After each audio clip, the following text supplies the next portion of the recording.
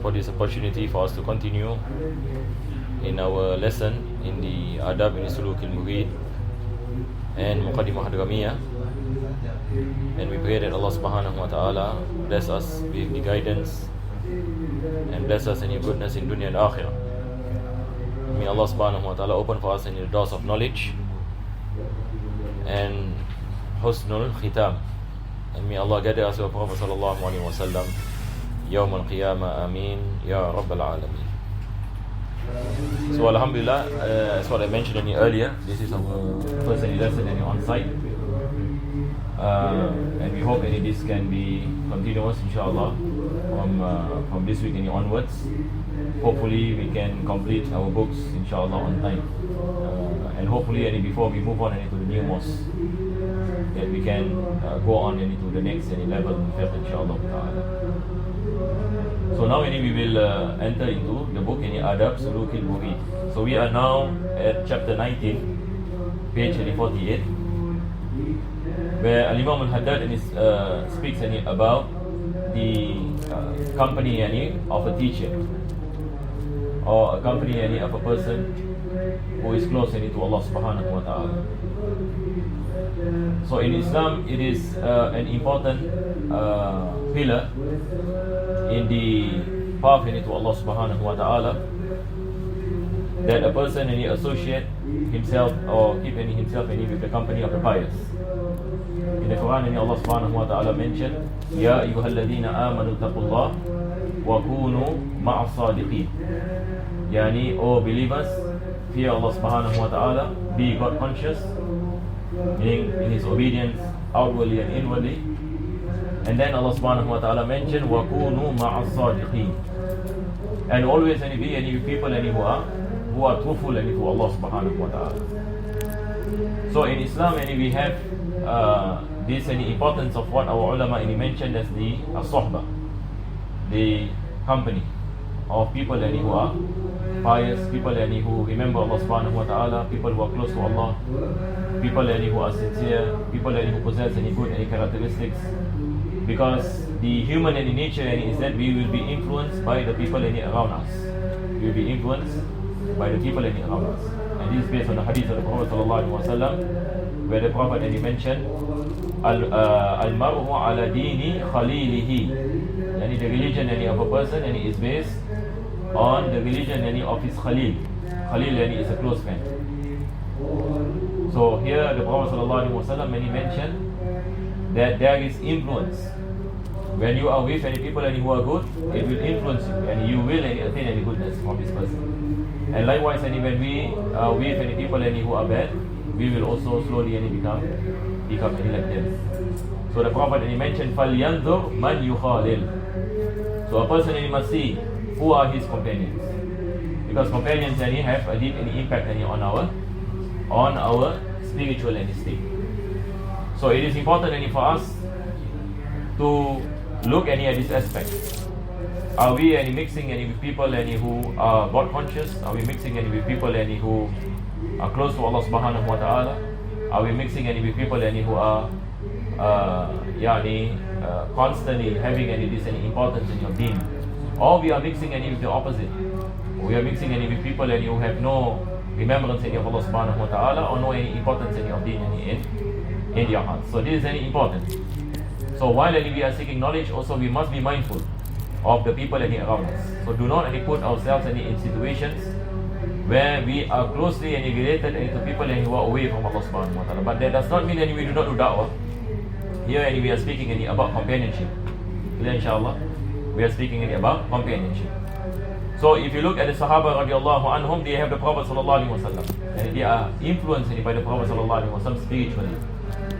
They are influenced by the Prophet sallallahu alaihi wasallam. So there is benefit in keeping any company of the pious. So that is why the Quran speaks about this important factor.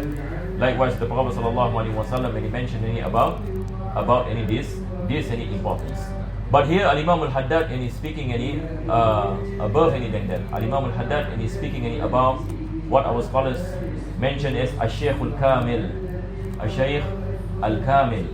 Now we have people who have reached a certain degree in spirituality. people who have reached a certain degree in spirituality, people who what you call it, close to Allah subhanahu wa ta'ala, they have reached the pinnacle of piety. So when a person reaches that particular stage, then he is able to share his experience, and he is able to guide others towards that. Because when a person has reached a particular destination, he will be able to tell you how to get to that destination. Right? So let me just give you a simple example. For example, if you want to travel to a place that you have never been, what usually we will do? We will ask people who have been to that place. Correct enough? For example, you have not been to Kuala Lumpur, so you have someone who always goes to Kuala Lumpur to and fro.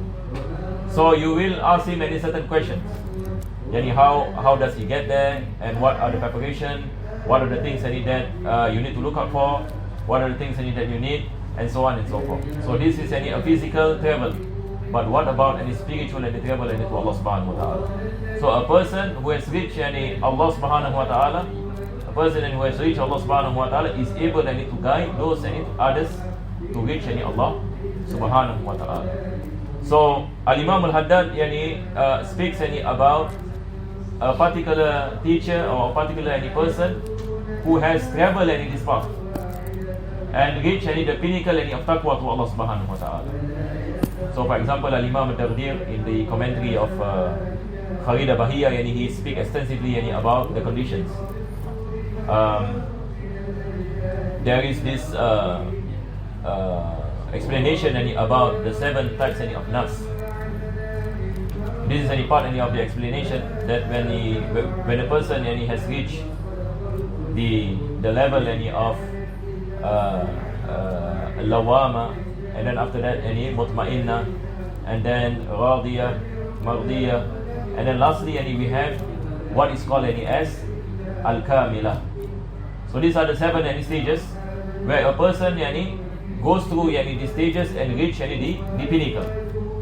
So when he reach the pinnacle, then he has attained this level of piety that is below prophethood. That is the maqam of what is mentioned as al-maqam of siddiqiyya. Because the Quran mentioned about this. For example, we have the verse where Allah subhanahu wa ta'ala mentioned فَأُولَٰئِكَ مَعَ الَّذِينَ أَنْعَمَ اللَّهُ عَلَيْهِمْ مِنَ النَّبِيِّينَ وَالصِّدِّيقِينَ وَالشُّهَدَاءِ وَالصَّالِحِينَ. And when Allah subhanahu wa ta'ala speaks about levels, the highest level is the level of prophethood. Then below it we have the maqam of siddiqiyya. Because Allah said مِنَ النَّبِيِّينَ وَالصِّدِّيقِينَ وَالشُّهَدَاءِ وَالصَّالِحِينَ. Then you have the martyrs, and then you have the pious. So the highest level of piety is what is called as the maqam of siddiqiyya. And this is through attaining an-nafsul kamila. A person does mujahada by his obedience to Allah subhanahu wa ta'ala, refraining from his prohibitions, remembrance of Allah subhanahu wa ta'ala, he climbed from one stage to another stage, from one maqam to another maqam, until he reached the maqam of siddiqiyya. So when a person reaches this maqam of siddiqiyya, then he has this ability to guide others to attain this level of taqwa to Allah subhanahu wa ta'ala. We pray that Allah subhanahu wa ta'ala bless us with tawfiq. And there are many of the Sahaba radiallahu anhum reached this particular maqam. Of course, the famous one is Sayyiduna Abu Bakr radiallahu anhu. Sayyiduna Abu Bakr radiallahu anhu. He is known as As-Siddiq. As-Siddiq, because of his truthfulness and his closeness to the Prophet sallallahu alaihi wasallam. He is considered to be the best person in this ummah. There's Abu Bakr radiallahu anhu. So he is an example of a person who has reached this maqam. Likewise, the Khulafa al-Rashidin, many of the Sahaba, the Tabi'in, the Tabi'in, many of our ulama and the awliya of Allah subhanahu wa ta'ala, and so many of the people who have reached this maqam, they begin to write books on how to attain it.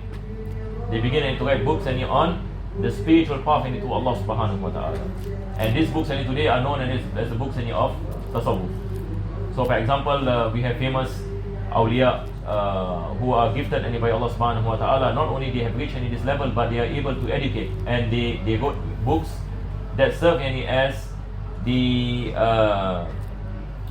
manuals for the seekers of Allah subhanahu wa ta'ala until today. You have any books written by Sheikh Abdul Qadir Jailani radiallahu anh, likewise Sheikh Ahmad al-Rifai, Al-Imam al-Ghazali, no doubt, and many, Al-Imam al-Haddad, and within the Ba'alawi Tariqah, and also the Qadiriyya and other Sufi paths. They have all this ulama and awliya who basically teach their students on how to attain this spirituality. So today it is important, while we are seeking knowledge, also we have to give importance to the aspect of tazkiyah, because knowledge is knowledge, but at the end of the day, how are we able to attain spirituality? How are we able to attain the closeness to Allah subhanahu wa ta'ala? How are we able to walk in this path? How are we able to reach Allah subhanahu wa ta'ala? It is not only by knowledge, but it is by practice. By practice that knowledge, by the guidance of the ulama and the awliya. And this is important, and this is one of the pillars of Islam. This is the pillar of Islam, which is manifested in the word al-ihsan. The Prophet sallallahu alaihi wasallam, when he mentioned al-ihsan, an ta'budallaha ka'annaka tarahu. So this is the highest level of piety to Allah subhanahu wa ta'ala. So we pray that Allah bless us with tawfiq. So it is important for all of us to understand that our purpose in life is to attain this maqam. Our purpose in life is to attain the pleasure of Allah subhanahu wa ta'ala. And those who have reached this level and piety are those who are loved by Allah. They love Allah subhanahu wa ta'ala, and they are also loved by Allah subhanahu wa ta'ala. So we have radiyatan mardiyah, they have pleasure in Allah subhanahu wa ta'ala, and Allah is pleased with them. This is the Sahaba radiallahu anhum. So we have come into the part where Imam al-Haddad mentioned. He said, when you find a teacher so described. So before that, he said, then search with utmost concern for a good guide. In Tasawwuf, we call him the Sheikh, Sheikh al-Tariqah. A pious and righteous man, a man of guidance and good advice, who has knowledge of the Sharia, has traveled the path to Allah. This is important. He has traveled the path to Allah subhanahu wa ta'ala. A person who possesses experience and knowledge, that is able to guide others towards Allah subhanahu wa ta'ala. A man who has tasted and know the truth, the haqiqah. Here Al-Imam al-Haddad is speaking about mushahada. Because hadith of the Prophet sallallahu alaihi wasallam mentioned an ta'budallaha ka'annaka tarahu. So this is a level where a person witness the greatness of Allah subhanahu wa ta'ala. Then he mentioned a man who has perfection of mind, vastness and perhaps wisdom in management, knowledge of the gang status of mankind, and the ability to discriminate between what is in them due to their instincts, innate qualities, status and states. Because in such a person, Allah bless them with wisdom, and Allah bless them with firasa, that they are able to see certain things that others do not see. And this is based on the hadith of the Prophet sallallahu alaihi wasallam, where the Prophet mentioned, ittaqu firasat al-mu'min fa innahu yanzuru bi nurillah. Fear the foresight of a believer, because he sees by the light of Allah subhanahu wa ta'ala. He sees by the light of Allah subhanahu wa ta'ala. So those of you who have such experience, for example, sitting with such wali or such scholar, at times you are able to see their miracles. Their miracles can be witnessed. For example, I met a person in Singapore, but this person passed away already. So he was the relative of Habib Abdul Qadir Saggaf. So he was telling me that last time he was not religious. He has doubt about religion for some reason. So he was in Singapore. Then one day Habib Abdul Qadir Saggaf came to Singapore. So Habib Qadir Saggaf, when he came, usually what he will do, he will look for his relatives. This is his way.